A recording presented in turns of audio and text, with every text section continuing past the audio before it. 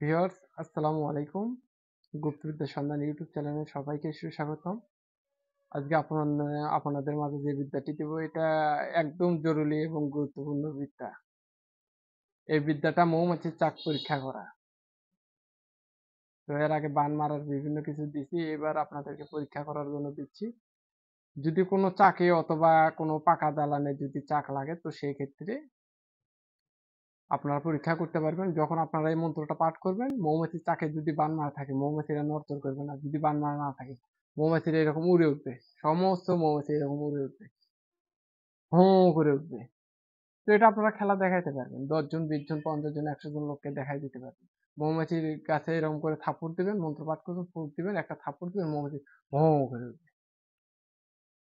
তো যা বলার বাইরে এগুলো আছে আমার কাছে। তো জীবনে বহু কষ্ট করছি, যার বিনিময়ে এগুলো পাইছি, তো আপনাদেরকে আমি দিচ্ছি, দিতে মন চাইলে বিদায় দিচ্ছি। তো মন্ত্র উড়ানি ঘোরানি কামরূপ কামাক্ষার মাথা খা।